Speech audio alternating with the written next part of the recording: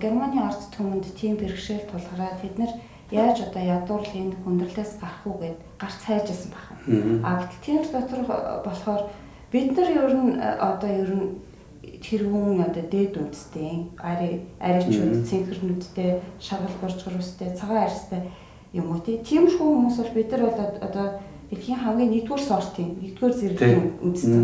Энэ хүмүүст одоо дэлхийн баялагын их хувь бараг бүгдээрээ ногдох хэвээр. Дараагийн хүмүүс бол бидний бол эсвэл өгөж байхгүй болох хэвээр. Тэгэхээр энэ үзлийг болохоор зориудаар ийм байхгүй юмыг тэр одоо санхүүгийн одоо хэд цөөнхүүд зориуд энэ үндэстэнд одоо нэвтрүүлж ийм үзэл сурталаар фашист одоо энэ үзлийг анхны суурийг тавьж өгсөн байна. Гэтэл та түрүү нэг юм хэллээ л те.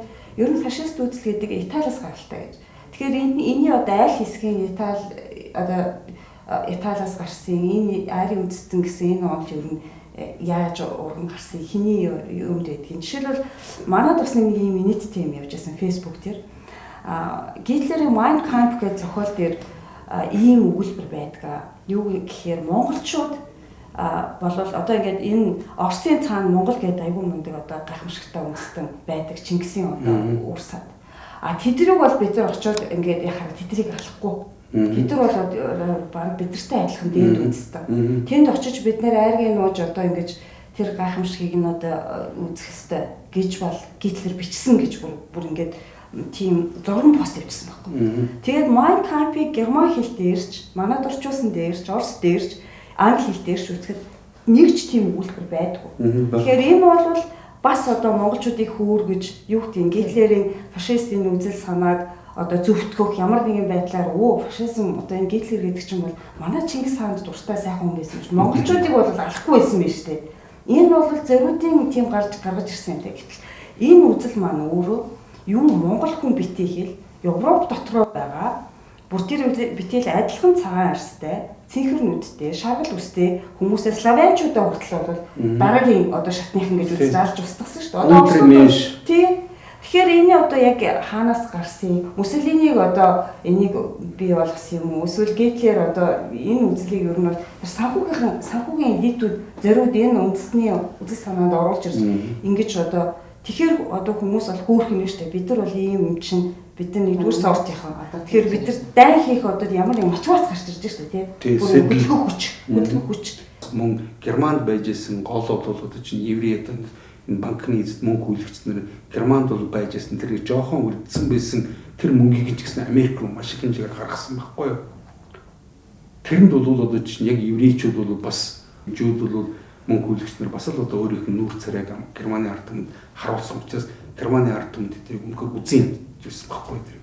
Яг тэрийг нь мөн ашиглаж бол одоо чинь дараагийн одоо тэдний нэг нөхөнд унгасан байгаа. Би ч тийм ч учраас бол одоо өнөөгийн одоо энэ Монгол бол бүрэлдсэн байж байгаа нөхцөл байдлыг дүгнээд би бол зүгээр ингээд та нарт бол хэлдэг шүү дээ. Бид нар нэг нүхнээс өшөө гүнзгий нүхэнд унах магадлал маш их байгаа шүү гэдгийг би байнга сануулдаг байхгүй. Тэд нар чинь ердөөсөө засашгүй дахиад нүхэнд унгахчдаг байхгүй. Тийм ч учраас бол одоо чинь Германд бол одоо Гитлер бол гаргаж ирсэн хамгийн гол нь тэгээд Ангlo-Саксон энэ банкирууд бол энэ банк санхүүгийн бүлэглэлүүд болохтой зэрэг Оросд капитализмын эсрэг бол одоо тэр үзэл санаа капитализмын эсрэг гэдэг бол хүн төрөлхтний бас нэг явж болох цоошин тэр санааг социалист аргаар тийм үү хүн бүхэн эрэгтэйгш шударгаар ингэж бол хамтран эвэн найдалтай амьдрч болно гэдгийг чинь Орос өөрийнх нь туршлаган дээр 1917 оноос одоо 41 он хүртэл өөрийнх нь туршлаган дээр баталсан байсан байхгүй. Тийм ч учраас чинь бусад ард түмнүүдэд одоо чинь тэрийг дагах тийм магадлал маш их байсан учраас тэд нар бол одоо ч гэсэн бол тэдний одоо Оросын эсрэг дайраад байгаа чинь хамгийн гол нь капитализм гэсэн энэ одоо энэ нийгмийн байгуулалтын хадгалж үлдэх гэсэн энэ нийгмийн байгуулалтыг хадгалж үлдсэн бол тэдний нөгөө олон зуун жил бол дайн дажин хүмүүсийн өдөр цус нулимсаар бол бий болгосон тэр их баялагийг бол одоо баялгаа алдахгүй барьж үлдэх гэсэн гол энэ санаа шүү дээ. Өнөөдрийн одоо чинь геополитик одоо энэ дэлхийн нийтийн улс төрийн нөхцөл байдлыг ганцхан хариу өгөх багтаагаад ирэх юм ганцхан ийм л нийтлэл тэмцэл болоод байгаа байхгүй даавал. Тийм ч учраас бол одоо чинь тухайн үед тэгээд одоо 1917 оноос хойш одоо Ленин тэгээд дараа нь бол Сталин тийм бол явуулж ирсэн энэ социалист улс руу байгуулах Социалист гэдэг чинь бол үгэн дээр социал гэсэн үг байгаас социал гэдэг бол хүний нийгмийн төлөө,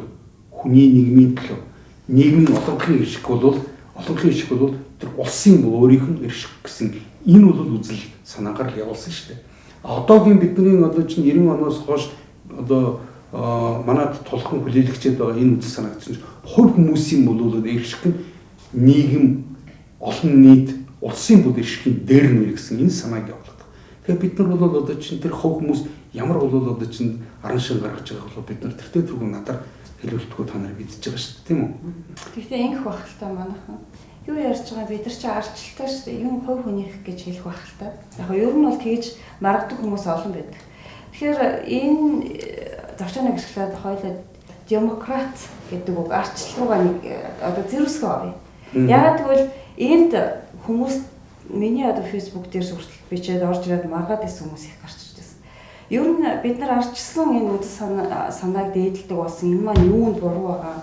Бид нар нэг хүний одоо гарангуул дор байхаа байсан. Бид нар үгээ хэлэх хэрэг чөлөөтэй болсон. Бид нар юу дуртайгаа хийдэг болсон. Энэ чинь сайхан юм шүү. Бид нар гадаад дотоод руу аялдаг болчлаа. Энэ чинь сайхан юм шүү.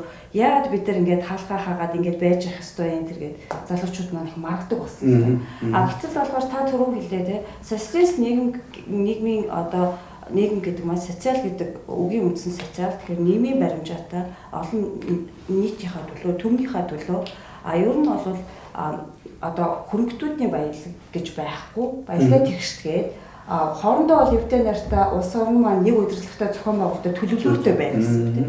Гэтэл бол демократ буюу манад бол ардчил гэж орчуулсан буруу орчуулсан тийм ээ. Ардчил гэдэг ард гэдэг үг энэ демократ гэдэг үгийг монгол руу орчуулахад огт оролцох ёсгүй. Яагаад бол боловган одоо болор инфо сайт дээр олон жил бичиж ирсэн тэр одоо нийтлүүд дээр бид нар задлаад аргумент хийгээд Facebook дээр бид нар бас удаа ярилцчихсан манай одоо идэвхтэн гишүүд бид нар бусад одоо маргаж байгаа хүмүүстэй. Юу гэхээр боловган одоо тэр нийтлэлтэй гаргаж ирсэн санаа бол юу гэхээр демосуудын засаглал буюу демократ гэдэг маань эртний грекийн үед грекийн хот улс тийм ээ Афин гэх мэтийн томоохон хот улсуудад зөвхөн язгууртан сурвалжтан боол эзэмшигч нар мөн одоо хотын иргэд болж дөнгөж ирэх авсан. Гэтэ тэд нар бол нэгэнт боолгүй эд хөрөнгөгүй учраас тухайн санал хураалтанд төдийлөн тийм ээ одоо ямар нэгэн байдлаар өөрчлөлт оруулах тийм боломжгүй тийм хэсэг хүн өөрөөр хэлбэл цөөнхийн засаглал байсан. Тэр одоо демосууд болохоор саналаа хураагаад эрх шиг нэгтэй учраас тэр хотын одоо зохион байгуулалт тэр цаашдаа эдийн засаг одоо бүх удирдлагынхаа түвшинд яаж явах вэ гэдэг дээр санал хураадаг байсан байна. Гэтэл тэр демосууд маань тэр хотынхаа хүн амын хідэн хүн байсан билээ тийм болов. Гэтэл бусад эмэгтэйчүүд хөгшүүд тэгээ боолчууд гэдэг маань маш олон байсан. Маш олон. Тэд нар бол хүн биш. Тэгэхээр энэ чинь ард түмэн гэдэг үг биш байхгүй. Зөвхөн цөөнх тийм ээ. Одоо өөрөөр хэлбэл манай олигархууд манай одоо энэ мафчсан намууд тийм хөргөтнүүд цөөнх болчоод ингээд хар машинаар л уурдаад өнөөдөр тэгээ ингээд нэг цөөнхийн засаглал тогтоочоод ард түмний өмнө жүжиг тоглоод байгаатай яг адилхан энэ бол одоо улаан цайм ловрын жүжигтэй. Гэтэл тэр үед бол бас тэр хөрөнгөтэй боол эзэмшигч одоо манай олигархууд боол эзэмшигч болсон шүү дээ. Бид нар бол одоо юунаас юу ч нуухгүй. Бид нар манай монголчууд ажлаа алтхаас айж тийм учраас үгээ хэлж чадахгүй байна. Бүх юм бол одоо боолын нийгэм рүү шилжиж байна. Тэр үед бол боолын нийгэм ил цагаан байсан. Боолууд бол одоо санал өгөх ирэхгүй. Дээрэс нь эмэгтэйчүүд бол хүн биш тийм ээ. Тэгэхээр бол тэр хөгшүүд бас одоо тэнд орохгүй. Тэгэхээр тэр одоо язгууртан боол эзэмшигчд маань саналаа хураадаг тэр нийгмийн тогтолцооны нэрийг өнөөдөр манад арчил гэж яагаад орчуулсан бэ гэдэг боловгон тэр аргумент бол үнэхээр хэн тэгж орчуулсан бэ? Тэр хүнийг одоо 3 сая хүнээс олоход их амархан байх гэж бодож байна. Бид нар бол өнөөдөр яагаад одоо энэ төрийн бас байгууллагын хэмжээнд энэ Монголын үндэсний чөлөөлөх хөтөлбөрийн хэмжээнд гишүүд маань ингэж суулж ярилцдаг болсон бэ гэхээр боловгоо бол олон жил бичсэн. Энэ бүх юмны судалгааг хийсэн. Бид нар өнөөдөр дараа үеийн залуучууд бидний дараа үеийн залуучууд бүр манай залуу гишүүд ингээд бид нар өнөөдөр энэ сүүлийн 30 жилийнхаа түүхийг тэгээд тэрний өмнөх 70 жилийнхаа түүхийг ер нь манай улсад зөвхөн одоо ингээд офшорын мөнгийг оруулж ирээд бүх юм шийдэх юм. Бид нар системийн хямралд орчод байгаа. Бидний хэн өрөнд оруулсан. Бид нар энэ бүхнийг судалж гаргаж ирж энэ боловсролын судалгааг цааш нь өргөжлүүлж бид нар одоо үеийн залуучууд маань нэгдэж энэ улс орныхаа асуудлыг одоо тавих цаг нь болцсон. Тийм учраас бид нар ээлжид ярилцлага байнга хийдэг. За яг энэ одоо сэдвийг одоо сэдвийн хүрээнд бас ингээд цухас ярихад юм байна л та. Тэгэхээр бол ийм демос гэдэг засаглал маань өнөөдөр манад ийм демос гэдэг засаглалыг арчил гэж орчуулад тийм арчлын одоо сайхан нэр одоо цуг нөмөрсөн ийм зэрлэг капитализм манад ороод ирчлээ гэж одоо хөгшчүүд автобусанд хүртэл ярьж байна. Би өнөөдөр сая лагераас автобусанд орж ирэхдээ юм хөгшөнтэй ярьлаа л да. Тэгээд энэ зэрлэг капитализмын мөн чанар нь болохоор ийм одоо үзэл санаан дээр явчихсан байна. Энэ үзэл санаа мөн өнөөдөр болохоор ганцхан манай монголчууд яриад байгаа хятадууд одоо урд хэлээр орж ирээд бидний хамаг ямиг одоо ингээд цөлмөөд байна. Бид нар хятадын колони болох гэж ингээд яриад байна. Тэгвэл бид нар одоо ингэж асуумаар өнөөдөр хятадууд манай үндсэн хуулийг өөрчилсөн юм уу? Хятадууд манад орж ирж тэр зөвлөгөөг өгсөн юм. Мэдээж хятадууд уулуурхаа орд газруудад маань авж байгаа нь үнэн. Гэхдээ энэ боломжийг хэн тавьчих гэсэн юм? Америкчууд, Их Британичууд, баруун. Тийм учраас бид нар энэ юмны цаад тэр санааг ойлгохгүйгээр өнөөдөр зөвхөн нүдэнд ил харагдаж байгаа фактуудыг ярьж болохгүй нэ. Тэгэх юм бол саяны боловгоон ярьж байгаа шиг биднийг дахиад бүр гүн гүнзгий нөхрөө оруулах. Тэгээд ялангуяа хит одоо үндэсрэхийг үзэл маань их газар авчин. Өнөөдөр бол энэ бол бас дахиад энэ фашизмын хэлбэр рүү манайхан одоо буруу юм хийж унах тийм нөхцөл байдал үүсчээд байна. Тэгээд тэр Гитлерийг бас ярьжсэн шүү дээ. Гитлер бол Чингис хааныг айгүй шүтдэг хүн байсан гэж. Шүтдэг биш ээ. Гитлер том дайн хийхин тулд манай Чингис хааны их том аян дайн хийжсэн тэр туршлагаас судалж байсан болохоос биш. Монголчуудыг өнөөдөр Оросууд дэлхийн 2 дугаар дайнд ялагдаад монголчууд адилхан ялагдсан байсан бол бид нар өнөөдөр ингэж сууж авах байхгүй. Тийм учраас бол бид нар одоо Оросуудыг харааж зүгтдэг одоо энэ одоо ухуур мөчид юм ойлгодгүй, юм судалдаггүй байдлаас гарах хэрэгтэй. Бид нар тэгээд л ойлгуулсан хилцсэн бол тийм ээ. Тийм гэсэн үг биш. Бид нар яагаад гэдэг асуулт тавьж заавал бүгдийг ухаж судлах хэрэгтэй болчихжээ. Тийм учраас бол бид нар энэ сэдвээр ярилцж байгаа. Заавал дараагаа их удаан оршил хэллээ. Би яг төрүүчийн хэлсэн гол санааг бол одоо дуусгач хэлээ. Тэгэхээр зэрэг бол дэлхийн одоо 2 дугаар дайныг хэн өдөөсөн, ямар зорилгоор өдөөсөн гэдгийг бол үндсэндээ ойлгож байгаа. Би дахиад хэлэхэд чинь 1913 онд Америкийн нэгдсэн улсад хэсэг одоо чинь Европын одоо Ротшильдийн бүлэглэлийн хэсэг одоо банкирууд нийлээд Америкийн нэгдсэн улсын одоо ард түмний төлөөлөл болсон энэ конгрессийг хуурам эхлээд тэндээс нь Federal Reserve Act гэдэг нэртэй холбооны нөөцийн банкны одоо хууль гэсэн энэ хуулийг бас л одоо зул сарын баярын өмнөхөн оруулж батлуулсан байхгүй. Тэгэхээр тэрийг зүгээр ингээд сонирхуулаад ингээд ярихад ер нь тухайн үед бол ардсан нам мөн одоо бүгд наримдах нам мөн байж исэн. Гэвч бол ардсан намынх нь бол бүгд наримдах намынхын гишүүдэд энэ хуулийн төсөлтэй бүхэн та бүхэн танилцж байгаа. Энийг одоо зул сарын баярын дараа буцаж цуглаад дахин өөр чуулганаар батлая гэж тэд нар хэлээд тэгээд тэднэр нь бол энэ нэмшээд гэрлүүгээ нэг зул сарын баяраа гэрийнхээ тэмдэглэх гээд яваад өгсөний дараа хүмүүсийг тодорхой өөрийн гэсэн одоо ч нарцсан намынхын гишүүд мөн одоо бусад бол намуудын энэ бол хідэн цөөхөн гишүүдийг одоо ч цуглуулад тэгээд нөгөө эрс бүрдүүлж яхад ингээд батлуулаад авцсан юм хууль байхгүй юу.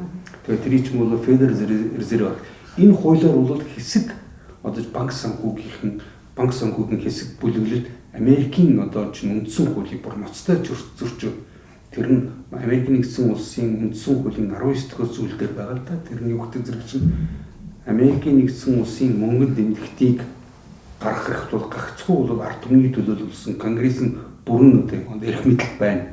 Хоёрдугаар бол конгресс бол өөр мөнгөнд нэмэгдийг гаргаж гүйлгээнд оруулах мөн гүйлгээнээс татан авах замаар энэ мөнгөнд нэмэгдийн үн цэнийг тодорхойлно гэсэн ийм заалт Америкийн үндсэн хууль дотор байдаг байхгүй одоо хүртэл байдаг. Энийг бол одоо чинь бүр ноцтой нэг зөрчөөд 100 гаруй жил болцсон. Энэ дээр бол одоо чинь манай одоо юу гэдэг нь тэр нөгөө либерал ардчлагчид өрөөс юм дуурдаггүй байхгүй. Харин ч бол одоо чинь тэр Уинстон Черчиллийн зүгээр тэр одоо өөрийнх нь тэр парламентод бол хэлсэн үгийг шат буруугаар орчуулад ардчил гэж бол одоо чинь би энэс өөр замыг хүндрэлтэн бодож олоогүй. Тэрдээс сайн зам мэдрэж байна. Эсрэгээр утгаар хэлсэн шүү дээ. Тэрийг бол бүр нэр бүхий ус үзсэн гэж байна тийм үү? Манай бол нийтлэлч одоо чинь Баабар гэдэг Бөбөр гэж сүүлийн үед яригддаг болсон. Тэр нөхөр яриад байгаа байхгүй л. Тэр бол энэ болохгүй байхгүй. Энэ ингэж бол хүмүүсийн тархийг бол бүрэн угаадаг. Ер нь тэгээд хүн бол одоо чинь буруу юмд бол ингэж явахтаа зэрэг чинь бусдад бол одоо чинь ийм одоо тархины халтур тарахаас гадна тэр хүн өөрийнхөө тэр хийж байгаа юм өөрийгөө өмшүүлчихэж байгаа байхгүй даа гол аимшигтай юм. Хамгийн гол нь та тэгээд тэрэ тодруулах та Черчилл яг үндэ бол юу гэж хэлсэн байдаг. Ер нь бол одоо чинь Черчилл яг би тэрийг бол яг миний сайтн дээр ороод үзэж болно үз. Ер нь Черчилл тэгээд тэр үед нь бол Английн одоо энэ Англи, Ирланд тийм үү, Шотланд гэсэн энэ улсуудыг нэгтгээд тэр улсууд чинь бас л одоо чинь юу гэдэг ийм коммунаар амьдардаг байхгүй. Коммун гэдэг бол хүмүүсийн одоо нэг тийм амьдралын бол нэгдэл ийм цогцлборуудыг коммун манайх нийгэмлэг гэж нийгэмлэг засаг захиргааны гэж энэ улсуудын төлөөлөгчдийн танхим гэж одоо чинь Английн одоо парламентын доод танхим байхгүй төлөөлөгчдийн танхим.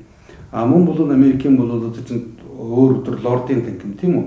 Мөн эдгээр бол нэгдээд парламент нөсөж байгаа. Тэр парламентын өмнө тухайн үед бол одоо чинь Английн ерөнхий сайд байсан Уинстон Черчилл бол хандаж өгөхлөхтэй тэрвээ урд өмнө бол хүн төрөлхтөн урд нь хэрэгжилж ирсэн янз бүрийн улсуудад хэрэгжилж ирсэн энэ засаглалын хэлбэрүүдийг хэрвээ та нар бол одоо чинь авахгүй юм бол одоо чинь авч хэрэглэхгүй гэд нэгж хийцсэн бол энэ ардчил гэдэг чинь засаглалын хамгийн муу хэлбэр. Гэвч ардчил гэдгийг бол бүх хүнд таардаг одоо ийм цорын ганцхан зөв хэлбэр гэж хин ч бол энийг баталж чадахгүй тийм биз. Яг бол хүндрэлтний түгэнд тийм байгаа гэхгүй дээ. Ингэж хэлснийг нь бол одоо чинь тэр Баабар гэдэг нөхөр авахтаа юу гэж орчуулсан гэхээр ардчил гэдэг бол засаглалын хамгийн муу хэлбэр. Гэхдээ тэр чинь тухайн үед одоо монголчуудыг одоо чинь яг ийм байдалд орно гэдгийг тэр хүн тэр олон жилийн өмнө мэдчихсэн байхгүй ийм өнөөгийн шиг ийм хүн гүнзгий бол өөрийн нөхөнд унгана гэдгийг хамгийн муу.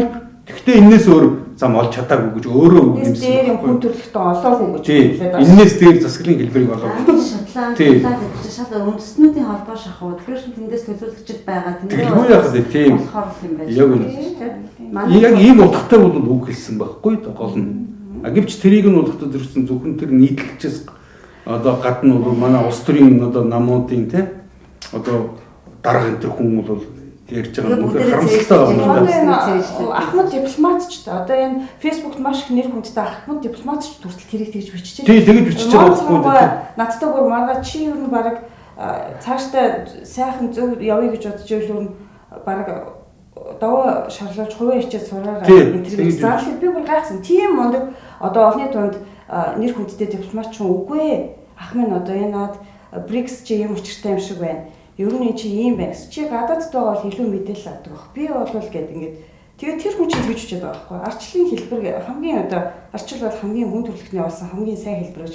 Ардчил гэдэг үг ердөөсөө би бүр тэгээд таны вебсайтнаас бүр англи ихтэй ингээд орчуулаа явуулахад намайг болгочихж байгаа байхгүй. Манай дипломатч бороо гадаад талын ажилладаг. Тэгээд одоо залуу үедээ ийм үлгэр жишээ үзүүлж байна. Би зөвхөн хүний нэр зохиж хийсэн дуучлаарай. Гэхдээ бодит байдал бол ийм л юм. Маш олон залуучууд тэр хүний үгийг сонсдог. Гэхдээ ер нь бол хагас үнэн, хагас худал гэдэг бол шүү дээ, тий. Бүтэн худлаас илүү аимшигтай. Аимшигтай юм байна. Тийм учраас ахмад дипломатчд минь ер нь энэ ард олны дунд нэр хүндтэй хүмүүс үгийн сонсдог энэ хүмүүс минь та нар өөрсдөө ямаас болохгүйгээр бити энэ залуучууд одоо тархин эргэж дуусаад байгаа энэ хүмүүстэй дахиад улам илүү хэцүү одоо ойлгомжгүй эсвэл буруу тийшээ явахаар юм бити яриач мэдээж бүгдийг мэддэг хүн гэж байхгүй. Гэхдээ цаг үе өөр болчлоо. Интернет одоо интернетээр их сурвалж байна. Ер нь бол ном одоо ийм цаасан ном, түүхэн материал, архив бүх юм байна. Тэгэхээр та нар өөрсдөө мэдгүйгээр ийм ярьж болохгүй. Өнөөдөр болоргоо бол Монголын ард түмний дунд бол маш их гавьяа байгуулсан хүмүүс гэж бид үздэг залуу үеийнхэн. Яагаад гэвэл энэ асуудлыг аль эртнээс маш олон жилийн өмнөөс ууггүй ярьж бичиж судалж явсаар ирсэн. Өнөөдөр Монголын залуучууд бид нар хайсаар байгаа. Хэн өнөөдөр үннийг ярьж байна? Юунаас жаахгүй. Ямар ч одоо бохор улс төрт холбогдоогүй. Санал суудлал одоо эрх ашиг ямар нэгэн эд хөрөнгөний төлөө биш Монголын ард түмний төлөө хэн цуглах зөрүүтэй байна. Тэр хүмүүсийг бид нэр дэмжиж гэж Монголын шинэ үеийн залуус ихэдүүд бид нар ингэж энэ хүнийг өөрсдөө олж бид нар өөрсдөө нэгдсэн. Ер нь бол ийм учраас өнөөдөр бид нар хэн одоо буруу болохгүй юм ярьж байна гэдгийг анхааралтай ажигладаг болсон. Яг л өнөөдөр түрүүн сая болгоо хэллээ шүү дээ. Английн тийм ээ тэр санхүүгийн тэр актер одоо залтай элитүүд Гитлерийг тэгээд бүхэл бүтэн тэр 60 50 хэдэн сая хүнтэй байсан тэр одоо ард түмнийг тархийг нугаагаад ингээд бүхэл бүтэн хүн төрөлхтний эсрэг дайнд босгож чадсан байна. Өнөөдөр тэр дайндаа ялагдуулчаад сэтгэл зүйн тэр мундаг сэтгэл зүйч эрдэмтдийн аваад одоо бидний социалист блокийн эсрэг сэтгэл зүй түүх одоо үжил сурталын юм дай хийсэн. Тийм ч учраас бид нар өнөөдөр хууртагдаж мэхлэгдэж хүн нэг л буруу бодож буруу мэдээлэлтэй байх юм бол бүх юмд ялагддаг. Бид нар өнөөдөр дайм халуун цөмийн одоо дайм болсонгүй, хүүтэн зэвсгийн дайм болсонгүй гэтэл бид нар үжил суртал мэдээлэл, оюун санааны дайм энэ дайнд нь ялагдчихлаа. Өнөөдөр бид нар бүгдээрээ буруу мэдээлэлтэй, буруу ойлголттой түүхээ хүртэл бид нар буруу мэдчихэв. Түүхээ гэдээ ярихаар дахиад орсуудыг хараагаад байгаа юм. Бодит байд. Одоо бид нар 30 жилийн түүх маань өнөөдөр Оросууд хин байсан, барууныхын хин байна, хятадууд хин байна. Бид нар бүгдийг харуулж штэ. Одоо болоо штэ. Бид нар одоо энийг зогсоох цаг нь болсон гэж бид нар хэлмээр байна. Яг энэ тийм учраас бол энэ нийгмийн одоо энэ эмх замраагүй байдлыг далимдуулаад мөнгөтэй хүмүүс нь юу дуртайгаа ярьдаг, эсвэл санд судалд хүрсэн албан тушаалтай хүмүүс нь юу дуртайгаа ярьдаг, ард түмэн тэгж ойлгуулдаг цаг өнгөрсөн. Одоо бол бид нар хамгийн түрүүнд энэ өөрчлөлтийг юунаас эхлэх хэрэгтэй вэ гэхээр бодит үннээс эхлэх хэрэгтэй. Үннийг юунаас эхэлдэг вэ гэхээр зүгээр энэ хов хэрүүл тэнд тийм болсон байна хүү гэх биш. Яагаад бид нар ийм байдалд орсон юм? Бүх юм чинь асуулт нь өөрөө явсаар байгаад энэ түүх, энэ болсон үйл явдлуудын факт тэгээд гол нь энэ дээр чинь судалгаа хэрэгтэй. Өнөөдөр Оросын эрдэмтэд бол маш сайн судалгаа хийсэн байна. Капитализмын мөн чанар, энэ барууны элитүүдийн 500 400 500 жилийн дэлхийг ноёлж боолчилсан энэ бүх түүхийг гаргаж ирсэн байна. Өнөөдөр шинэ шатандаа орсон энэ дэлхийн боолчлол, энэ шинэ капитализм, шинэ колоничлол, энэ капитализмын нуралт уналт хаашаа ямар чигтээ явж байна. Энэ бүхнийг бүгдийг судалж гаргасан байна. Гэтэл манай монголчуудыг орос хэлгүй болгочлоо. Тэгээ баруун зөвхөн англи хэлээр балбаад байдаг. Тэгтэл дэлхийн тархины угаалгын 80% англи хэл дээр явж байна. Тэгэхээр бид нар одоо юуг анхаарах хэрэгтэй өнөөдөр? Бид нар залуу үед одоо миний охин энэ сууж байна. Залуу үе маань одоо гайхаж шít. Сая дайнд одоо сурж байгаад ирлээ. Ээжээ дайнд дэлхийн 2 дугаар дайнд зөвхөн Америк ялсан гэдээ яриад байна. Яа хизээ Орос ялсан гэдэг чинь. За боловгоо та энд хариулаа шүү дээ. Юу болоод яагаад? Ер нь бол юм шүү дээ. Ер нь одоо өнөөгийн одоо чинь одоо Англид Америкийн дунд сургуулиуд байгаа тийм. Тэр чинь болохдоо зэрэг бол дунд сургуулиуд чинь бас одоо юу гэдэг манайхны дунд сургуулиуд төсөөж болохгүй л тийм. Тэр бол одоо юу гэдэг боловсролын өрөөц юу гэдэг юм тогтолцоо байдаг. Нөгөөлөг тэднийг хамгийн энгийн үгээр үздэг юм бол энэ жирийн ард түмнүүдийн хүүхдүүдийг сургуулдаг сургуулиуд байж байгаа. Тэр public school гэдэг нэртэй. Яг жинхэнэ бол одоо чинь Английн одоо тэр одоо ирээдүйн улс төрч эдийн засагч нар болох ийм Английн бол элитүүдийг бэлддэг тийм тусгай энгийн хүн одоо чинь төлбөрийн одоо чинь төлж дийлэхээр ийм хүн сургуулиуд тэнд шал өөр програмаар сургадаг байхгүй даа. Тийм учраас бол ядангуяа энгийн одоо хүмүүсийн хүүхдүүд сурдаг энэ сургуулиудын тэр түүхийн сургачгийг гээд аваад үзэхэд хэд хэдэн фактуудыг ярьж болж байна л да. Тэрэн дотор бол одоо дэлхийн 2 дугаар дайнд зөвлөлт холбоот улсыг зөвхөн оролцогч байсан гэдгийг нь хагас дурдаад хамгийн гол нь энэ дайны ялагчийг болохоор бол Америк нэгдсэн улс Англи байсан гэж ингэж бичдэг байхгүй даа. Мөн бол тэрэн дээр одоо чинь 1945 онд одоо 8 сарын 3-5-ны өдрүүдэд Хиросима Нагасаки гэсэн хотод бол Америк нэгдсэн улс атом бомб хийсэн шүү дээ. Тэрийг бүгд бидэж байгаа. Америк бол хүн төрөлхтний түүхэнд цорын ганцхан удаа хүмүүсийн эсрэг атом бомб хэрэглэсэн улс өнөөдөр хүртэл байгаа шүү дээ. Шинэ бодтой. Бодтой энэ бол түүхийн бүр хоёр бомб хэрэглэсэн. Тэр бол одоо чинь Хиросима гэдэг хот, Нагасаки гэдэг хот бол цэрэг дайны ямар ч ач холбогдолгүй. Тэнд цэргийн үеж үйлдвэрүүд байдгүй. Тэнд цэргийн том нэгтгэл байхгүй. Гэвч тэнд нь болохтой зэрэг хамгийн гол нь нэгдүгээр өөрснийхөө хийцэн байсан тэр атом бомбыг хичнээн олон улсуудыг алж хядаж хүмүүс ямар гай зовлон тарихыг туршиж үзье гэсэн юм. Тийм ч учраас бол тэнд чинь одоо тэмдгийн авсан зургнууд чинь урд нь нөгөө бүх зурглаач нарын багуудыг тэнд нь аваачаад бүх юмудаа байрлуулсан байсан байхгүй. Бэлдсэн байж байгаа даа хайц. Тийм. Хоёрдугаар болохтой зэрэг бол дэлхийн одоо хоёрдугаар дайнд ялаад Европын ард түмнүүдийн тэр одоо хайр хүндэтгэлтийг хүлээсэн байсан тэдний тэр Гитлерийн одоо тэр одоо юу гэдгийг төмөр бол одоо чинь одоо юунд ороостай улд ороос бол чөлөөлсөн тэдний тэр байгуулсан байсан тэр үхлийн лагруудаас энгийн нам хөгжнөн олон улсуудыг чөлөөсөн энэ улсууд бол одоо зөвлөлт холбоод улсууд маш их одоо чинь талархалтай хүлээж авч ирсэн. Тэгээд тэд нар ч гэсэн бол мөн ер нь энэ капиталист замаар социалын хүний төлөө ийм нийгмийг байгуулах ёстой гэсэн энэ үзэл санааны төлөө явж исэн учраас хамгийн гол нь зөвлөлт холбоод улсад бас тийм одоо юу гэдгийг урдчилсан тийм бол одоо сануулгах тийм үү? Дэлхийн улбөрцөг дээр айлгах, сүрдүүлэх ийм бол одоо чинь зорилгын үүднээс тэр атом бомбыг хоёр удаа хийсэн байхгүй юу? Нэгийг нь бол Хиросима дээр нөгөөх нь одоо юун дээр хийсэн. Тэгээд бол зөвхөн тэр үед нь шууд нас орсон улсууд гэтэл нэг нь болохоор 170, нөгөөх нь 210 мянган хүн шууд игшин зур хэдхэн секундэд амьнасаа алдсан баг шүү дээ. Тэрнээс хойш бол одоо атом бомбыг одоо нас болж бол өчнөн олон хүүхдүүд шинээр төсөн хүүхд баримдаг зэрэмдэг тэр атом бомбын тэр тесрэлтээс болж бол одоо нүдгэн сохорсон, ирэмдэг зэрэмдэг болсон тэр улсуудын тоо бол хэдэн сая болсон байхгүй юу? Гэвч энэ бол одоо чинь энийг отоо хүртэл бол энэ өөрийнхөө сурах бичгүүд дээр бол бичдэг үү? Энэ дээр бол зөвхөн одоо ялангуяа Америкийн одоо чинь түүхийг ингээд аваад үзтiin бол тэрэн дотор юу гэж одоо тайлбарлах вэ гэхээр хэрвээ тэр хоёр одоо Хиросима, Нагасаки хоёрт Америкийн одоо засгийн газраас хоёр атом бомб хаяагүй бол одоо Окинава энэ гэсэн тийм арлуудыг бол эзлэн авахд чинь манай өчнөн олон одоо чинь цэрэг дайчд бол алагдах байсан гэсэн ийм тийм учраас бол энэ дайныг хурдан дуусгах үүднээс гэсэн ийм бол өрөөдмөр юм тайлбарлах байхгүй. Тэр ердөөсөө тэгээ би дахин хэлэхэд бол энэ хоёр хот чинь өөрөө цэрэг дайны ямар ч ач холбогдолгүй хот байсан байхгүй. Тэн дээр бол цэргийн одоо том техник агуулгууд байсангүй, тэнд чинь цэргийн том анги нэгтгэлүүд байсангүй, цэргийн аж үйлдвэр байсангүй, цэргийн аж үйлдвэрт ордог бол одоо түүхий бэлтгэдэг тийм одоо үйлдвэрүүд байсангүй шүү дээ. За тэр хоёр хотыг яагаад сонгож авсан гэхдээ зэрэг чинь тэр хоёрын хотууд дээр ялангуяа тэр Японы элитүүд нь байдгүй. Японы одоо жишээ нь банк санхүүгийн бүлгэлүүд нь Токио гэсэн бол одоо бусад бол хотууд байдаг байхад тэр хоёр хотыг авдаг чинь жирийн улсууд байсан байхгүй. Жирийн улсууд атом бомб хаяж туршиж үзэх гэдэг аль зэрэг хөнөөл өчрүүлэх нь гэдгийг тий яг тэгж байгаа байхгүй. Тэгж туршсан байж байгаа шүү дээ. Тэгээд энийг бол одоо жишээ нь би дахиад хэлэхэд энэний гол одоо чинь 1945 оны 8 сарын хэдэнд яасан.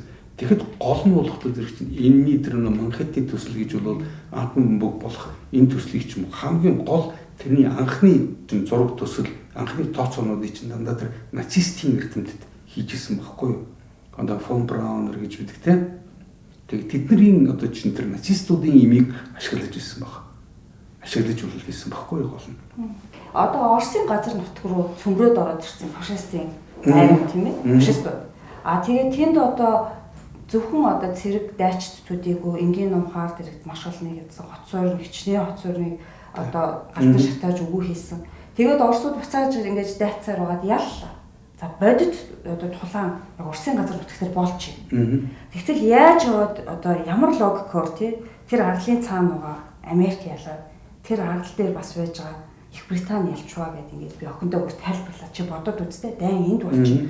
27 сая хүн Оросоос үргэлжлээ. Манай монголчууд энэ дайнд Оросын цорын ганц үнэн холбоотой байсан бүх акт мороо явуулсан тийм ээ. Хоол хүнсээ явуулсан. Өөрсдөө стратегийн чухал одоо бүтээгдэхүүн шүү. Дайны үед гэдэг нь дайны үед бид нэр бүр зөндөө олон уран зохиол байдаг шүү дээ. Бүр ингээд лаа байхгүй харандаа авахгүй бүгдээрээ ингээд үнсээр юугаар бичээд тийм ээ. Тэгээд ингээд бид нар байж бүх юмыг фронтод ялалтын төлөвлөсөн явуулсан. Ингэжээж бид нар ялаад ингээд Оросын ард түмэн саяхан одоо тэр Монгол нордын дурсгалд монголчуудын тусламжийн одоо хамгийн их ох болсон сайхан Монгол нордын ийм сайхан хөшөөг хийж тэр хүндэтгэлээ товцох дээрээ байрлуулж илээ нодлон жил тийм ээ. Тэгэхээр ийм бодит юм болцоод байхад хүртэл түүхийг ингэж гүйтгээд өнөөдөр дэлхийн 2 дугаар дайнд ялагч байхгүй юм шиг. Эсвэл бүр ингэж яриад байгаа шүү дээ. Ер нь дайн гэдэг бол аимшигтай зүйл. Ялагч гэж дайн байхгүй.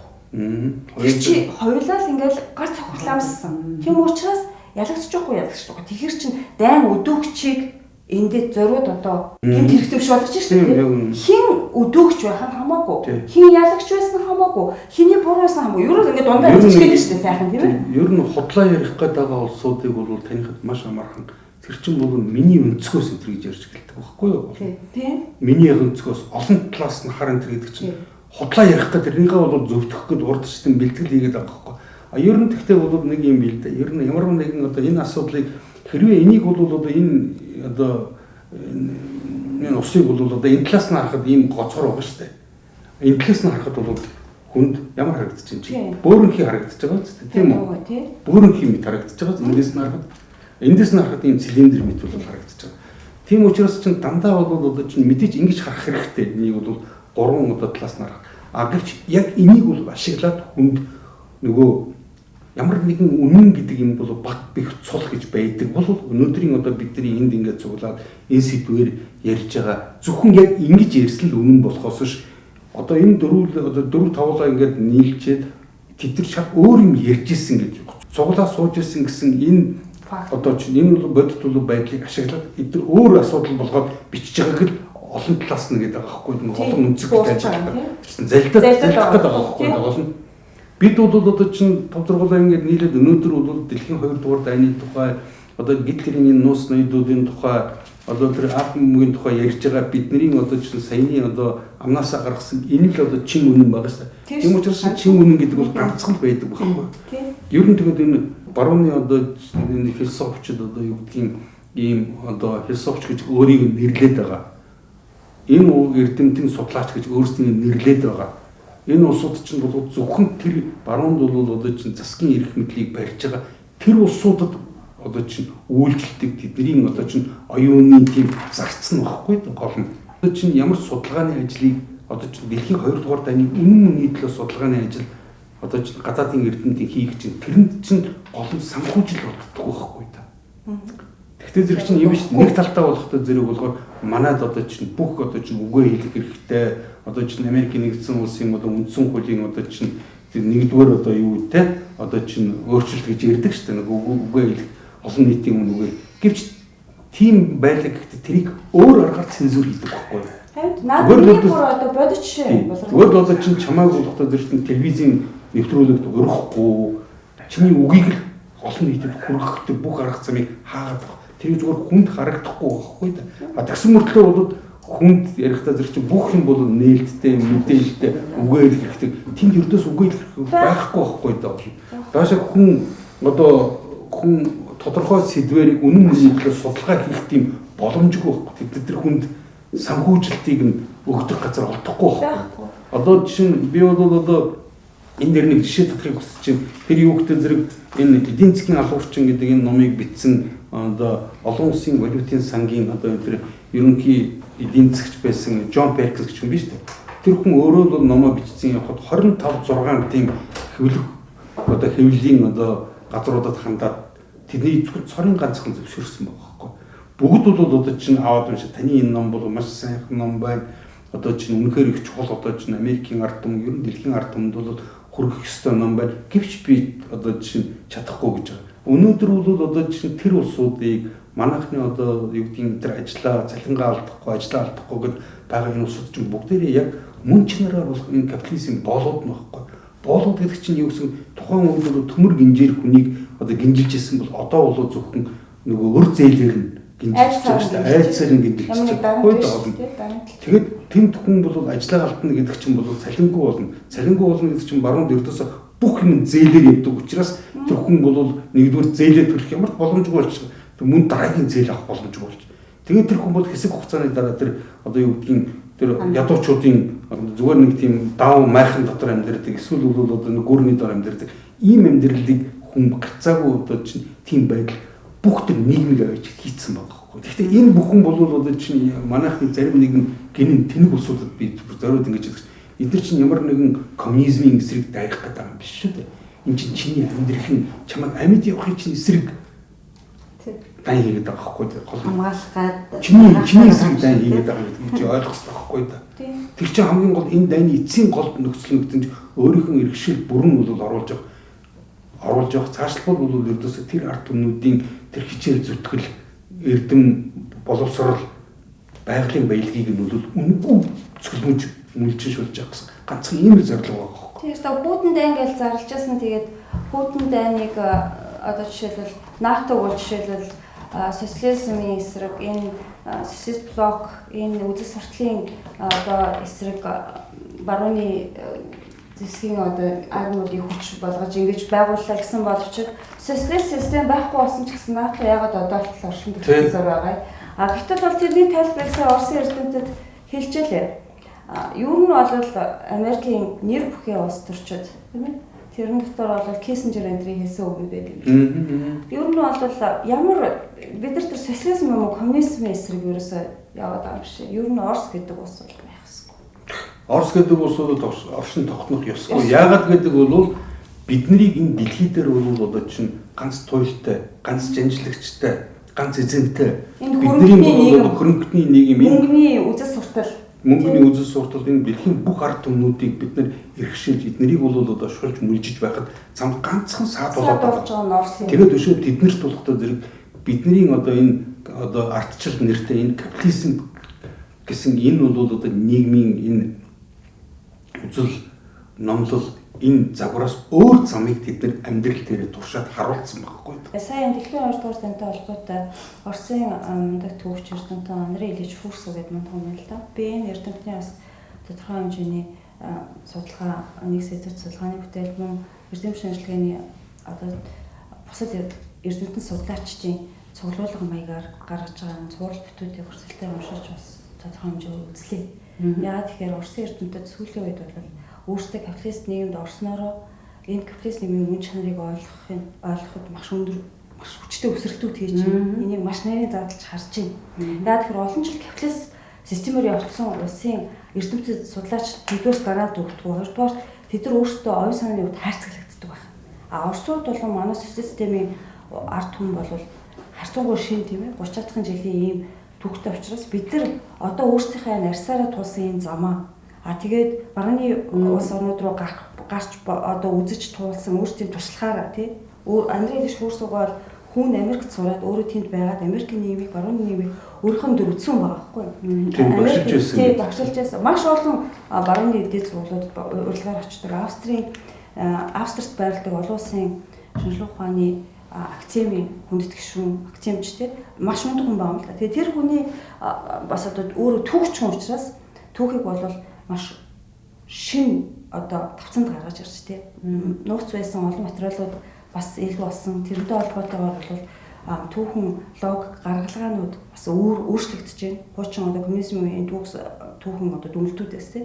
Тэгээ Андрей Ильич Фурсовын ярьсан ярилцлаган дээр цэжилжсэн өөрөө. Юу гэж хэлсэн бэ гэхээр яг ер нь бол дэлхийн 2 дугаар дайнтай холбоотой тарих угаадаг хэд хэдэн тийм ээ тийм фактаар одоо ингэж худлаа ингэж гутгдаг тийм юм зөндөө байдаг. Тэрнээс гадна ер нь ингэж нэм одоо энэ түүх сэтгэл зүйн энэ гутгэлгийн энэ дайн энэ чинь бол ер нь 40-од оноос 50-од оноос Америкт боловсруулагдаад тэр Азиз Азимов гэдэг биологч хим биологч тийм одоо эрдэмтэн хүн тэрийг бол шууд тэр онол болгож бичих боломжгүй байсан учраас уран зүйл зохиол болгоод фондашн гэдэг нэртэй анхны хэвлэнгээд 3-4 ийм бат зохиол болгоод тэрэндээ болохоор одоо галактикийн дайн болоод бүр ирээдүйд болж байгаа юм шиг боловчих тий яаж хамгийн хямд аргаар яаж зөвхөн оюун санааг нь одоо муухруулж тэнхтүүлж ээж хүмүүсийг хамгийн хямд аргаар тэр цаад одоо өрсөлдөгчөө дайснаа тий өөрийнхөө гарт хийж авах уу гэсэн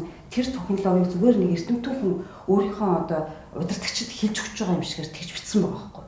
Тэрний гарангуут тийм ээ Америкийн нэгдсэн улсын цэргийн академи West Point-ийн заавал уншиж судлах ном болгоод тэгээ яг тэр юугаар одоо манай социалист блокийн эсрэг бол сэтгэл зүй түүх гүтгэлийн дайвсан байна. Түүх гүтгэлэг гэдэг бол ингэдэг байх л та. Тэгээд Фурсовын онлоор бол ингэж хэлж байгаа. судалгаагаар бол энэ бол хийсвэр онол биш тийм чинь арьсан дээр үдцсэн одоо энэ бидний бүх зовлон нулимс одоо тийм үхэл энэ олон сая хүний бид нар алтлаа шүү дээ. Үр хүндэлд одоо энэ амьдралын тэсэршгүй нөхцөл байдал дүүрүүлт одоо энэ бүхэн маань бол харахад дайм болоогүй юм шиг боловч Монголын ард түмэн сүүлийн 30 жил өссөн үү яасан бид нар хэдэн хүний алдсан гэдээ бид нар ярих зөндөө Орос ард түмэн ч гэсэн адилхан. Бид нар бол адилхан системээ нураалах гэсэн үг. Агтл тэр хүний хэлж байгаа ер нь бол түүх гүтгэлэг гэдэг бол 3 шаттай явж байна. Түүх, сэтгэл зүй дээр одоо дайн тий. Эхлээд бол фактууд. Одоо жишээлбэл нэг түүхэн цаг үеийг ингээд түүхэн цаг үед болж байгаа үйл явдлуудыг бүгдийг багцлаад нэг дүгнэлт хийж болж байгаа. Тэн дотроос зөвхөн дайсан маань өөрсдөө ашигтай хэсэг тэр үйл явдлуудыг суулж аваад тэрийг түгийлгөөд өөрөөр тайлбарлаад ингээд цаад нөгөө одоо буруугүй талыг бүтгэждэг байна. Бусад нөгөө гол баримтууд ногт дурдахгүй. Тэгэхээр хүмүүс байхгүй нэг гэж байхгүй ингэж ойлгоод тэр хоёр юм болсон. Тэр болсон бай. Тэгэхээр энэ аимшигтай ингээ буруу ойлголцож байгаа.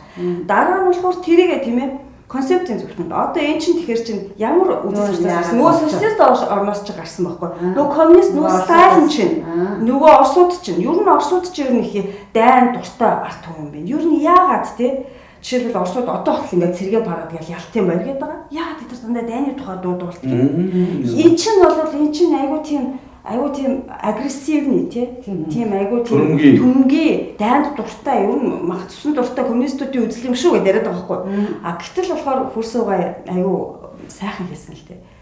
Гэхдээ дайм манай улс руу ингээд дайсан ороод ирсэн. Бид нар тэгээд одоо гэр орноо үр хүүхдээ ирээдүй хаач их орноо хамгаалах гэдэг дайнд орсон. А гэтэл бол бидний одоо тэр ялтыг маань болохоор Америк одоо Англи ялцсан гэдээ яриад байгаа. За яг Америкас бид нар ленд-лиз ингээд одоо жоохон авсан ингээд туссан. Гэхдээ хамгийн хэцүү үед хэрэгтэй үед бол дандаа туслахгүй байж байгаа. Гур ялхан тодорхой болсон үед ингээд туслаад ингээд бид нар бол яг үүндээ бол Монголоос өөр бидэрт холбоотой байгаагүй гэдгийг Оросын бүх одоо том түүхчид одоо төрчид бүгд ярьдаг шүү дээ. Ялангуяа бол тэр өнөөдөр Баабрын тэр бүбрийн бичээд байгаа тэр нэг фүтлэр мүтлэр гэж бичээд байгаа. Тэдгээр шиг тэр орон зүсгүй юм байхгүй байгаа юм. Английн одоо ялангуяа одоо энэ одоо 2 Елизаветийн бол ах нь бол Людовик 8 гэж байсан шүү дээ. Тэр чинь бол одоо ялангуяа нацистуудтай ялангуяа тэр Гитлертэй бол маш их ойр дотны харьцаатай байсан учраас Английн ард түмний эсрэгүүцэл тэрийг маш ренес болсон байхгүй. Зөвхөн тэрийг тайлбарлахтаа болгохдоо зэрэг Америкийн нэг одоо чинь хаан босууд бол одоо юу гэдгийг язгууртан буш гэр бүлийн нэг одоо хүүхэнтэй суусан. Тэгээд тэрүүгээр нь одоо юу гэдгийг хаан ширээнс зайлуулсан гэж тэр чинь гол нь цагаандаа гарсан нацист байсан байхгүй. Тэгээд одоо чинь тэгээ нөгөө арга шүү дээ. Факт тий. Тэр бол үнэн байсан. Тэгээд гол нь байгаагүй байхгүй. Тий. Тэгээд тэр фактыг ингэж үлгэж авч ингэж ярьчаа дараа нь аян чинь бол коммунизм энэ бол та нар бол ингээд социалист улс байгуулсан тийм одоо хуарангийн системээр амьдарч байсан юм тэнийг муу байсан учраас та нар ерөөсөө ингээд буруу явуулчлаа гэдэг ингээд концепцийн төвшөнд буруутгаад эхэлж байна гинэ. Тэгэхээр хүмүүс нөгөө одоо социалист байсан хуучин түүхээсээ ичдэг одоо яа тийм аль болохоор барууны янзтай болдог хөвцгөнөр одоо бүх юм ангидаг ингээд өөрийнхөө үнэн бодит байдлаас түүхээс өөрийнхөө үн зүйлээс ургадлах байхaltaй хүн дараагийн төвшөндөө болоод ирэхээр социализм ч юм уу та нарын тэр удирдахч алуурчин байсан гэдэг ингээд ахаа. А гол төвшөндөө очиод ирэхээр бүр үзэл санааны үн зүйлийн төвшөнд ер нь бол та нарын над итгээд байдаг бие биендээ тусалдаг одоо ингээд ийм та нарын уламжлал соёлч юу ямар учиртай бараг буруу шүү дээ. Ер нь хүн гэдэг чинь ингээд хувь бодоол ингээл эхлээл өөрөө аз жаргалтай байж ч бусдыг аз жаргалтай болгох гэдэг байгаа байхгүй. Тэрэн дотор чи ямар зал яваад байна гэхээр чи хүн хизээч өөрийгөө аз жаргалтай болж дуусахыг бол мэдрэхгүй шин. Бусдыг аз жаргалтай болгож ч хүн чинь харилцан дэмдээ бүх юм чинь өгөх хаагтай. Тэгэхээр чи эхлээд өөрөө аз жаргалтай болчих гэдэг чинь чи эхлээд дээрэн хулгай игээд баяжчих гэж байгаа. Яг гэвчлээс нэг юм дээрэн хулгай ихгүйгээр хүн яаж эхлээд баяжиж амьдрах юм тийм боломж байхгүй байхгүй. Тэгэхээр чи чинь бүх юмыг тийм ээ бүх юмыг өөрсдөө ашигтай байдлаар хүнийг сэтгэдэг болгож ингэж авдаг ийм цогц тийм ээ аимшигтай ийм сэтгэл зүйн дайнд бид нар өртсөн байна гэдгийг хурсуугаа яриа. Тэгээд хамгийн гол нь тэр одоо аргумент тэр хилээд байгаа зүйлүүд ингэж хариу өгч байгаа. За та нар ленд лизинг өгсөн тэр одоо барууны арлуудын хүмүүсийг ялсан гэж байгаа гэж ярьж байна. За энэ төвшөнд хэлэхэд одоо манайхан англи хэл сурцсан одоо лизинг гэж ямар утгатай вэ? Ленд гэдэг чинь зээлүүлнэ гэж тийм ээ. Тэгээд тэр зээлүүлсэн улсууд яагаад ялчдээ? Гэтэл нутаг дэвсгэртэй тэгээд фүүрсугаа ингэж хэлсэн. Андрей Ильич фүүрсугаа хамгийн гол юм. Ямар нэгэн тийм ээ амьгуу тааг зэвсэг эсвэл лаадсан мах дайнд ялтгүй маа. Тэр чинь лендлезэн гэж хэлж штэ. Өөрсдийгөө хамгаалж, их орноо хамгаалж, эхнэрээ өөр хүүхдээ аав ээжээ хамгаалж, тосгоноо хамгаалж явж байгаа. Амиа охос боцохгүй явж байгаа. Тэр цэрэг Баатар Эрсэл дайнд ялтгийг. Тэгээд хэн ялгч нь гэж байгаа. Тэгэд ийм юмнуудыг чинь одоо манай энэ одоо энэ бацаануудын бол үнэхээр энэ нөгөө доод идрүүд чинь болох өнгөрөө тархин бүрэн угагдцсан явж байгаа. Тэгээд бүр тэгж хэлсэн бид ч ойлгоо. За бид нар бол тэ хэрвээ Оросыг ялах юм бол Германд туслана. Германыг ялаад эхлэх юм бол Оросд туслана. Тэгээд энэ дайныг аль болохоор одоо өөрчлөх хэрэгтэй. Гари Трумэн хэлсэн. Трумэн хэлсэн байх. Тэгээд бас тэр Оросууд юу н ягаад ялтын парад энэ ялтынхаа дууг одоолтолтуулаад байт ингээд барууныхаа шоолоод байлаа гэдэг бүрсуугаа нэг олон улсын хурал дээр эзэмшилгээний хурал дээр очсон чинь тэр тэгсэн юм л те. Тэгэхээр тэгж хэлсэн гэсэн. Гэхдээ та нар шиг ямар фашистийн энэ одоо юунд дэр төмөр болгондор дээш хараад хөвтөд өгсөн биш те. Биш тийм. Бид нар бол цусаараа те. Бид нар бол 27 сая хүнийхээ амиар энэ ялтыг байгуулсан. Та нар шиг тэр үед теннис тоглож байсан бол бид нар юу гэж ялтыг дуудуулах юм? Та нар нарт бахарах юм байхгүй ш. Та нар ялаагүй юм чи. Та нар өөртөө зүгээр л буугаад өгсөн ш. Хэдэн оны дотор Европыг Гитлер эзэлсэн бид. Гитлер чинь нөгөө нэгдүгээр жишээ нь 1939 оны 9-р сарын 1-нд Гитлер чинь болохдоо тэр Пош руу дайр марсан ш.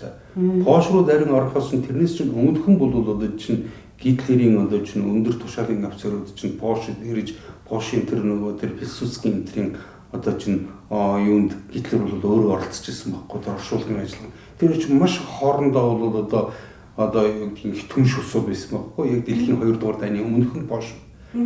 Тэгээд тэдний чинь хамгийн гол нь Пошуудыг гол нь бол чиглүүлж байсан. Одоо ч гэсэн чиглүүлсэн өөрөө олсууд чинь тэр Харлын цаанд Ламаншийн холын цаад байж байгаа англи гэж ус байгаа байхгүй да гол 100 жил бүх удирдлагыг хийж гимиг нь тавьж ирсэн байхгүй тэдний тэр улс төрийн бодлогын тэдний интерес суртал ухаалаг бүх юмыг нь бол тэднэр бол одоо мэддэг. Тэгэд яг Европ ямар нэгэн ард түмэнд бол буруу байхгүй л дээ. Тийм ч учраас бол чирсэн байгаа шүү. Пош гэдэг энэ нэг улс бол Европын бие дээр гарчаад 500 жил идэхгүй байгаа яар гэж. Тэдний зөвхөн элитүүдийг нь хэлж байхгүй. Пошийн ард түмэн Пошийн энэ одоо цэрэг ирсүүд бол үнэхээр бол эрлэхтэй тэр цэргүүдтэй. Гэвч тэдний удирдлагууд нь гэж өстой бүр гутамшигын гутамшгууд байдаг гэж тийм үү. Тэр чинь үеийн үед тийм байгаад ирсэн байхгүй да. Тэгээд 1939 оны 9 сарын 1-ний өдөр бол ингээд дайраад ороод ирсэн чинь Пошийн засгийн газар нь бүрэн бүрэлдэхүүн нэрээ армийн бүх одоо чинь удирдлагууд нь бүрэн бүрэлдэхүүн нэрээ өөрийнх нь нутаг дэвсгэрийг хаяад тэр армаа ямар ч удирдлаггүй хангамжгүй болтон хаяад тэгээд өрмөнөөр дамжаад та нар хаана атсан гэж бодож тэд нар хаана атсан гэж бодож Лондонд байхгүй доол. Тэр чи эзэн дээр очиж байхгүй тэр Пошийн аримчин бол нэгдүгээр тэгээд удирдлаггүй хоёрдугаар хангамжгүй бас учраас чинь одоо хэдхэн 7 хоногийн дотор 4-7 хоногийн дотор одоо Герман ангид бот нэр өгсөн баг. Удирдлага аахгүй. Тийм. Урагчд бол урагчд гэдэг байхгүй. Урагчд гэдэг бол ердөөсөө тэр духан дээрээ тамхтай тийм ус гэдэг байхгүй. Тэд нар дахиад урахад хийж бэлэн байдаг байхгүй. Тэгээ бас тэрвээ энэ эмээчүүдийн асуудлыг одлоо одоо бас их тарих угааж факт суулж одоо энэ Гитлерийн Герман бол еврейчүүдийг үзээ ядч бүгдийг устгасан еврейчүүдийн талаар шинжлэлийн бүртгэлээр Оскарын шагнал авсан кино мөн гарсан. Гэтэл бол факт юу байсан бэ гэдэг бас судалгаа их олон байна л да. Тэгсэн чинь Гитлерийн айрам тийм ээ хиний фашизмын айрам дотор маш олон фельдмаршлууд тэр том үзэс сурталчаад тэгээ төмөр загалмай одонгоор шагнагдчихсэн тэр том цэргийн өндөр тушаалын офицерууд тэгээ маш олон цэргүүд нь ерөөчүүд байсан байна. Тийм шүү дээ. Тэгээ энэ одоо ямар өчртэй энийг бас одоо юм. Тэгээ манайхан бол зэрэг бас л ингээд тархины яваал ер нь бол одоо чинь түүхийг нэг уран сайхны киногоор энэ төр бол төсөөлөх гэж ойлгох гэсүүдэг энэ нэг тийм усуд байдаг шүү дээ. Ер нь ухар мөчд усуд байдаг л да. Гэвч тэр чинь бодит түүхүүд өдөртөөс хамаагүй байхгүй тэднэрт огт хамаагүй. Зүгээр тэр усуудын тархийг нь бол маш тийм бол холуур болоод юу гэдэг нь өөрөөр нь өөрийг нь угаалгаж байгаа байхгүй. Бодит түүхийг яг юу байсан бэ гэдэг зэрэг чинь би түрүү хэллээ шүү дээ. Ер нь Гитлер чинь өөрөө бол Шекл Грубер гэдэг тийм жууд нэртэй байхгүй зүгээр жуудын зоос гэж байгаа. Шекл гэдэг чинь бол тийм учраас чинь нэг гэхдээ хамгийн гол нь энэ дээр бол бид нар ер нь бол одоо юу гэх юм жуудуудыг еврейчүүдийг гэж хүнийх хувьд бид нартай л адилхан усуд байхгүй да. Тэдний чинь одоо юу гэдэг Монгол улсыг бол одоо манай хэдин энэ эрх хэрэгчнэрээр Монголын бүх гард өмнөийг төсөөлж болохгүй шүү дээ. Ихэнх Монгол улсууд тэрийг хүлээж авахгүй яг тэрнтэй адилхан байгаа байхгүй.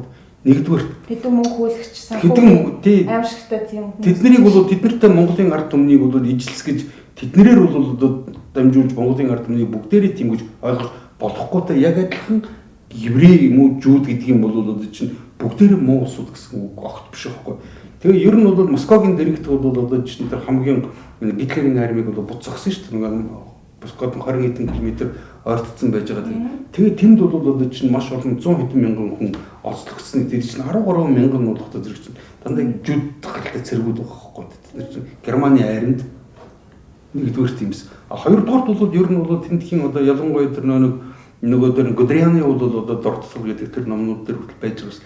Тэн дээр чинь нөгөө Германы тэр нөгөө зэвсэгтгчин Вермахт тийм үү зэвсэгтгчнийг бол Вермахт гэж нэрлэдэг. Тэрний одоо чинь тэр нөгөө нисэх одоо чинь одоо нисхийн одоо зэвсэгтгчний гол хүн байсан Геринг энэ чинь болохоор тэд нар ч гэсэн бол мөн штабт нь тэдний ойролцоо тэр Герман одоо өндөр тушаалын бас тийм жууд усуд байсан. Тэгэхдээ тэд нар өөрсдийнхөө усуд хандаж хүртлээсэн бол хин жууд болохыг би мэднэ гэж тийм үстэй та нар дугуй байцгаа. Би хэнийг нь бол жууд нэг нь бол одоо чинь одоо юу гэх юм жууд биш гэдгийг би мэднэ та нар дугуй гэсэн. Иймэрхүү асуудал ч гэсэн тийм учраас бол одоо чинь тийм тэгтээ бол гол нь ер нь бол тэгвэр яг үнэндээ яг би мэдээж тэр одоо юу тэр 6 сая хүнийг бол алсан гэж бол энэ Холокост гэдэг бүр нэр өгсөн шүү дээ. Тэрэн дотор Холокост гэдэг чинь бол хэрвээ яг тэр жуудад еврей хэлээр болох тэр бас л ингээд амгалан устгах гуйл нуруулах гэсэн юм утгатай юм байна. Тэгвэл бол үндсэндээ бол тэрийг чинь бол одоо чинь олон сүүлийн үед гарч ирж байгаа түүхэн баримтууд бол гараа тийм биш шүү. Гэхдээ бол мэдээж бол энгийн олон бол одоо чинь одоо тийм одоо жууд одоо еврей бол тийм үндэстэн усууд тэр Гитлерийн тэр зандалчдын гарт амиа өргөцнийг бид нар бол бас мэдчих хэрэгтэй. Энэ бол түүхэн үнэн.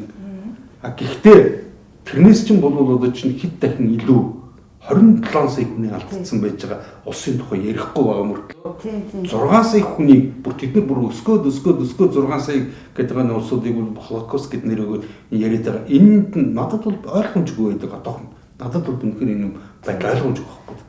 Тэднээс чинь бүр 4 гаруй 5 дахин илүү хүмүүс нас одоо чинь алагдчихад тийм үү. Тэрний бол одоо чинь 20 хэдэн сая гэдэг чинь бол үндсэндээ нэг одоо чинь 12 сая хүн бол энгийн цэргийн бус усуд гэсэн байхгүй. Тэр бол хүүхэд хөгшөд эмгэгд тийм үү эмэгтэйчүүд байсан байхгүй даа бол. Тэр усууд чинь нөгөө эслэгдсэн байсан газар нутаг дээр чинь тэд нар бол одоо үнэхээр бол тэд нар бол чинь хятажсэн. Тэгэхээр би энэ дээр бас нэг зүйлийг бас ингээ хүмүүст хэлэх чинь Гитлерийн айрам гэдэг чинь ганцхан герман цэргүүд байгаагүй байхгүй да. Тэнд чинь Унгарын нөгөө 1956 онд ингээ бослог гаргаад байсан Унгарын одоо чинь нацистууд байна шүү дээ. 56 оны Унгарт ингээ цэрэг мэрэг орууллаа гэж ярьдаг байдаг шүү дээ. Тэд нар чинь Унгарын бүхэл бүтэн бол одоо чинь 2-3 айрам. За Италийн бол айрам, Хорватын айрамууд тийм үү? Ер нь бол бүгд байжсэн. Бас сонирхолтой ингээ ярих чинь Берлингийн хамгийн сүүлчийн бол одоо чинь тэр Рейхстагийн хамгаалан одоо байлдажсэн улсууд чинь Францын сайн дурынхан байсан багш. Гитлерийн СС-ийн тусгай одоо чинь тийм батальоны улсууд мөн тэрэн дотор эстончууд байсан байж байгаа байхгүй. Одоо өнөөдрийн ардчсан гэж өөрөө цэжэд хэлдэг эстончууд тий. Ийм бол учиртай юмнууд бол байсан учраас ер нь түүх гэдгийг бол одоо чинь түүхч нэртэй эрдэмтэд бол гэж өөрсдөө нэрлэдэг байгаа улсууд зүгээр одоо чинь бие биенээсээ одоо чинь нэг тийм одоо бие биенийхэн бичсэн юмнуудаас ингээ бие биенийгээ ишлээд бие биенийхээгээр голон бие биенээ одоо чинь бие сууж идэм бол одоо чинь шал өөр нэг одоо чинь миний нэг одоо адилхан түүхч нэг хүний одоо чинь иш татдаг тэр хүн миний хажууд байдаггүй тийм ээ тэр хүн хааж бүгд. Гэхдээ зэрэг хүмүүст нэг тийм одоо чинь тийм юм шиг тийм одоо юм одоо өс одоо чинь ойлгох төсөөлөл төрүүлэх гээд оролдоод байдаг байхгүй. Тэгээ хамгийн гол нь тэд нар чинь яагаад одоо чинь тэр түүхэн үйл явдал яг энэ одоо юу гэх юм энэ голдролоор ингэ явцсан. энд хин ашигтай байсан гэдэг асуултан дээр гэж хариулдаггүй байхгүй. Зүгээр л ердөөсө түүх гэдгийг чинь нэг олон одоо чинь нэгэнт одоо чинь юу гэдгийг олон жилийн хожим хойно болох чинь ийм үйл явдлууд болсон тийм биз дээ.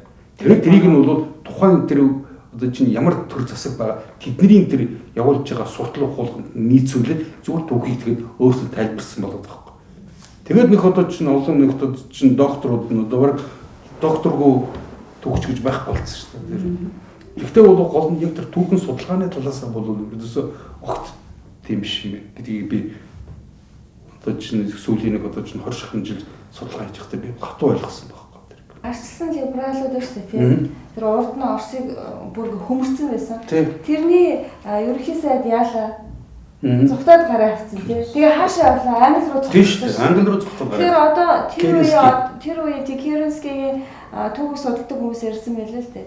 Англи агент болсон ингээ худалдагдсан юм урагч байсан. Тийм учраас бол Английн тусгай албатаас явуулж исэн бүх бодлогыг Оросын одоо төрийн бодлого болгож хэрэгжүүлээ. Оросын либерализмаар ингээд арчлаар ингээд задлцсан тийм. Тэгчээ тэрнийхээ шанд одоо яг амиа аваад ингээд зүгтаагаад Америкийн төрийн далбайтай дипломат машин суугаад тэгвэл би одоохоо ороод ирээ гэж төрийн далбайгаа гişүүд хилчээд бултаад алга болоод эзэнгүй болсон юм. Тэгээд хаягаар авчиж байгаа байхгүй юу? Энэ зүгээр орж ирэл баг ингээд годомжид хүүхдүүд одоо ингээд юу башрикод ялах чинь хувьсгал хийх чинь бүр хизээ болох нь тодорхой болсон ажлын тариачны тийм хувьсгал болсон байх тийм. Хувьсгал гэж нэрсэн бүр хожим тэр үед бол зүгээр л одоо төрийн эргэлтийн 1927 он хүртэл бол 10 жилийн турш чинь тэрийг аль бие усаар бол большевикууд ч гэсэн төрийн эргэлтэд нэрлэжсэн байхгүй юу? Дахиад бас буцааж төрийн эргэлт байхгүй.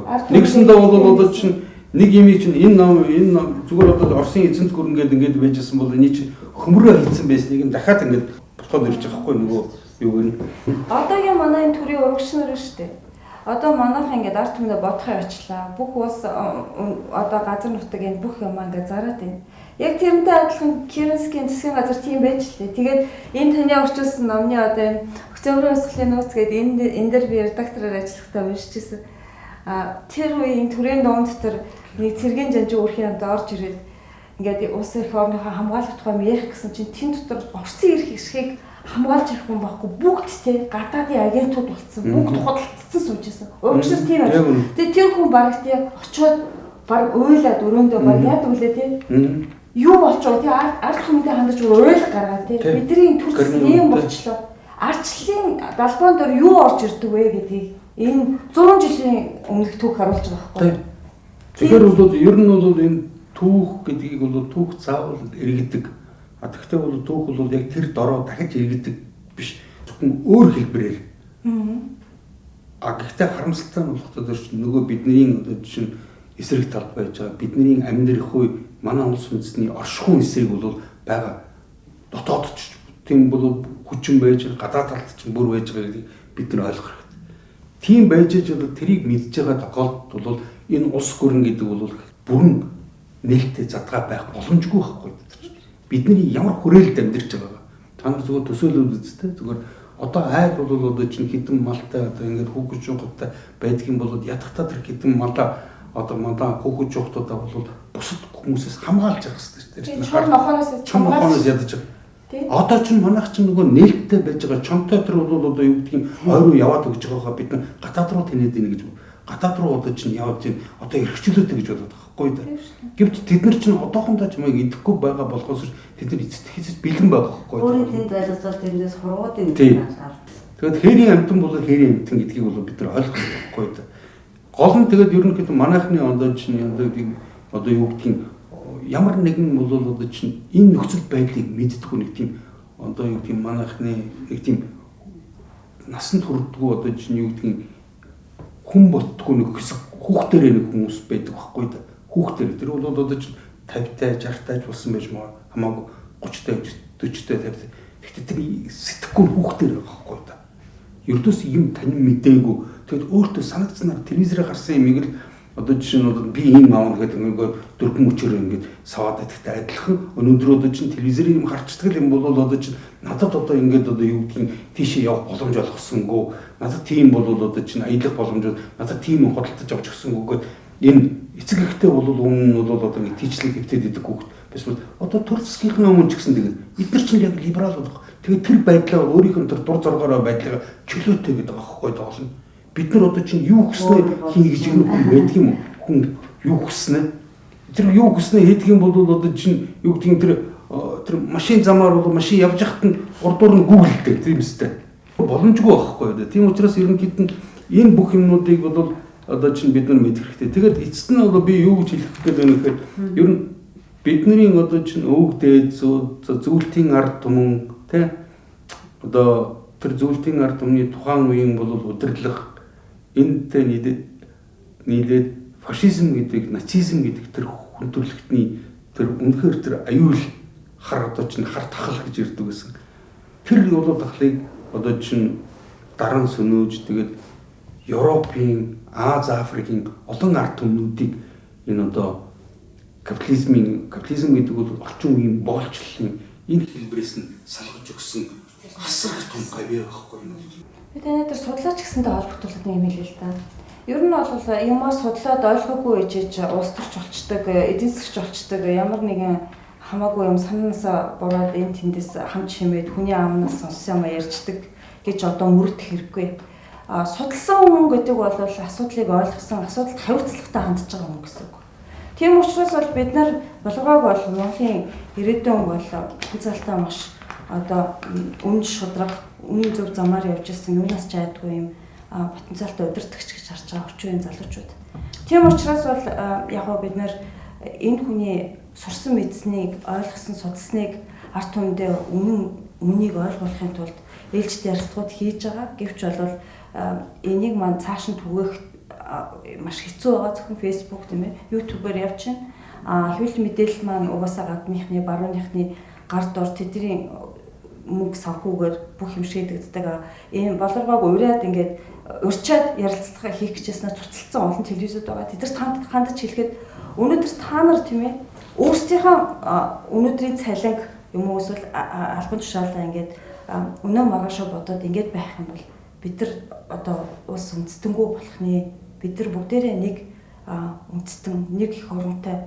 Тийм учраас бүгдээрээ айх юмгүй үннээ ярьцгаая. Үннийг ойлгосон хүнд бол гарц нь өөрөө тодорхой.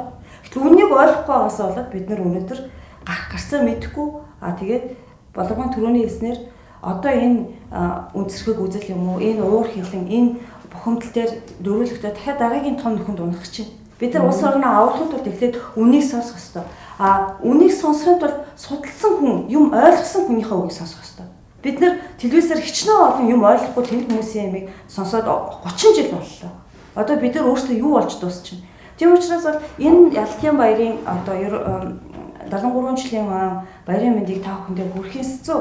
Бид нар өнөөдөр юунд зорж өнөөдөр энэ ярилцлага хийж байгаа. Яг манай идэвхтэй гişүүд цугсан бэ гэхээр бид нарт өнөөдөр бол үнэн гэдэг ганц байдаг гэдгийг боловоо хэлж өгсөн.